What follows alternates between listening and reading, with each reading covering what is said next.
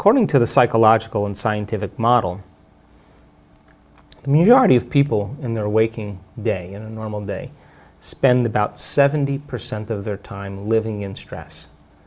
And living in stress is living in survival. And the actual definition of stress is when your body's knocked out of homeostasis. Stress is when your body's knocked out of balance. The stress response is what your body innately does to return itself back to order. Right. You have three types of stress. You have physical stress, like trauma, injuries, accidents, falls. You have chemical stress, like bacteria, viruses, blood sugar levels, heavy metals in foods, hangovers, whatever. And you have emotional stress, like traffic jams, internet connections, second mortgages, single parenting, 401ks, family tragedies. All of those things knock the brain and body out of balance. Now, all organisms in nature can adapt to short-term stress. A pack of coyotes chases a deer in the forest. The deer outruns the coyotes. The stress is over. The deer returns back to homeostasis and it grazes again. The event is over. When the deer perceives a threat in its external environment, it turns on a primitive nervous system called the fight or flight nervous system. And that autonomic nervous system, that sympathetic nervous system, begins to mobilize enormous amounts of energy for some threat in the external environment. Now, deer has all its physiology changed, all the blood is sent to the extremities, heart rate increases, respiratory rate increases, pupils dilate. The 1,300 chemicals that are created in a matter of seconds is to cause the deer to survive in some difficult condition. Now, human beings have the same mechanisms, and when we perceive a threat in our external environment, like a lion, we are going to run or fight or freeze. But if you've had problems with your coworker, or you've had a very difficult experience with your mother-in-law, the moment you perceive your mother-in-law or your coworker, you have a past experience with them, you're going to turn on the same primitive nervous system just like you're being chased by a lion. So what was once highly adaptive now becomes very maladaptive, because when you're mobilizing all of that energy, you are going to operate in very predictable ways. You're going to be an amped up animal with a big memory bank. So that your blood flow is going to go to the hindbrain and away from the forebrain, which means you're going to react instead of think, rationalize. But human beings, the privilege of being a human being is that we can make thought more real than anything else. That's the privilege. So then you can begin to forecast some future worst case scenario. And you can attend to that thought to the exclusion of everything else. And you can focus on it to such a degree that you will begin to anticipate the event and produce the same chemicals as if you were in that experience, and you're knocking your brain and body out of balance just by thought alone.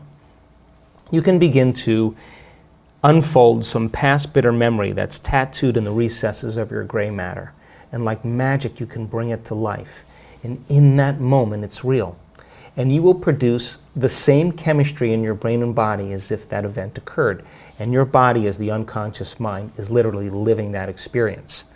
So then, when we're living by the hormones of stress, and you turn on that stress response, and you can't turn it off, now you're headed for some disease. Because no organism in nature can tolerate living in emergency mode for extended periods of time. So if 70% of the time a person's living in survival, living in stress, in survival, what we do in order to survive is we are going to select the worst case scenario. And we are going to begin to plan our behaviors and our emotions in that experience, because anything less than the worst case scenario means we have better chances of survival. So we plan for the worst, we emotionally embrace it, and anything less means we can survive. So out of the infinite potentials in the quantum field, anxiety really represents a poor imagination, but it's highly adaptive if you're living in survival, because you got to get ready for that. So 70% of the time, people are selecting the worst case event in their life and emotionally embracing it, and they're programming their autonomic nervous system into a very specific destiny.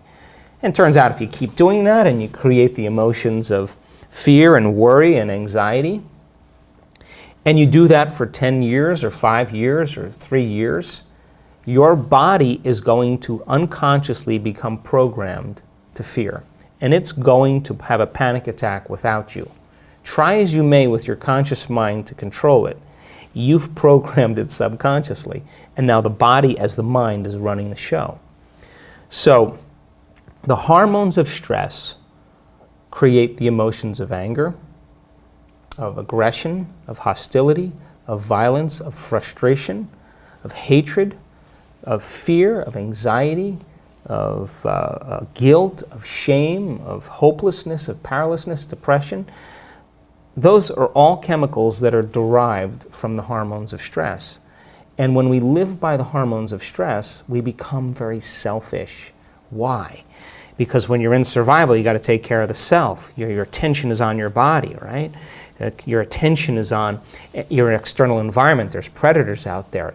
The rush of adrenaline causes the senses to become heightened, and you're a materialist, and you're trying to predict the future because there's better chances of survival if you can predict the future based on the past. And when that occurs then, over time, the body begins to break down, because it's a scientific fact that the hormones of stress downregulate genes to create disease in the long term.